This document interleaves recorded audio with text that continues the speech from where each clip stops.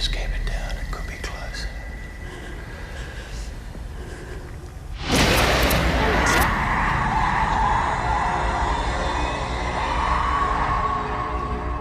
Hey guys, long time no talk. I'm sorry I took a little mini break there. Don't worry, it was only a week break, so we are back on track now with the filming. Today we're going to be talking about The Tunnel, which is an Australian film, and it's shot in the style of a mockumentary found footage style film, which when I was watching it, I could only think of two movies. As Above, So Below and Grave Encounters. It was just so reminiscent of both of those things. It was basically Grave Encounters meets As Above, So Below. You get this film. This had less scares than As Above, So Below. It definitely had less stuff going on. And it was actually more minimal horror than I thought. It was much more suspenseful than in-your-face horror, or like you don't really see much until the very, very end, and then even still, it's only like 5 minutes. So even Grave Encounters had more scares and more monster things going on. I actually didn't have great hopes for this film going into it. I thought the trailer looked okay, but I thought it would be just like As Above, So Below in the sense it wasn't the greatest film ever, but it was entertaining. But no, I actually really enjoyed the way this movie was done. The acting was phenomenal. At parts I was like, is this real? Like, and if I have to question it, that means it's good, even though I always knew it was fake, but still. This is definitely the most realistic catacombs found footage style movie. You know, As Above, So Below isn't the most realistic movie in the world. And not that this one is particularly realistic, it's just the scares and how minimal everything really was, and the build-up was so gradual that it was believable. I think that's what made it more realistic than something like As Above, So Below,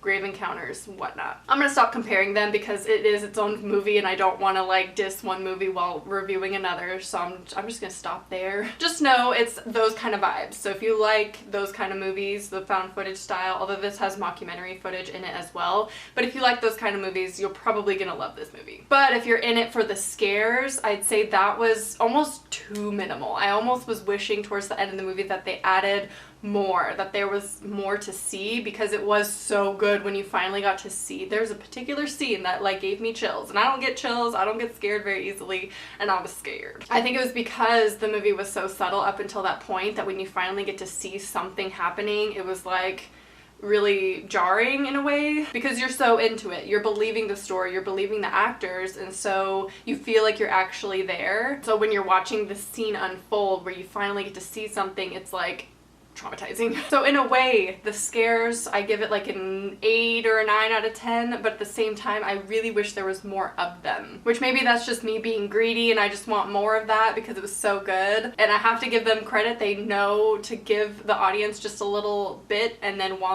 leave them wanting more, you know? And that takes skill in a movie, so I give them props for that. I didn't even tell you what this film's about. The movie follows this journalism crew and they're investigating a government cover-up of this water supply issue that's happening in Sydney. And it leads them to this abandoned train tunnels, and it's kind of like the Paris catacombs in a way, because the government is giving no answers, and the initiative of building something down there to help with the water supply and whatnot, and like accessing those water tunnels and everything, it was just ended so abruptly and never acknowledged. They decide to research it more and go in and break into these tunnels. And then obviously you can guess what happens there. There's things down there that are not human. And now one thing that I didn't necessarily like that much was the mockumentary footage. Although it was really well done and I believed them and their testimonies and everything, it still made you know, like it made you aware that these are the people that actually survive, and then you know who dies. You have to know, obviously they made it out if they're talking about their experience down in the tunnel. So I don't know if that necessarily took it away from me. I mean,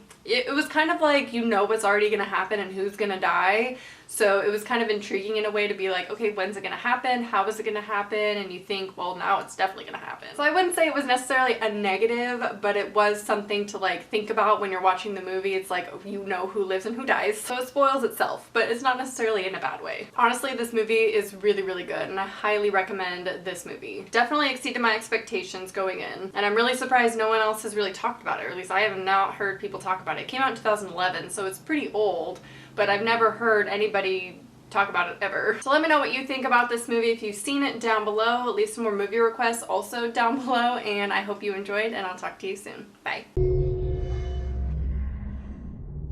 Daddy? Don't you love me anymore?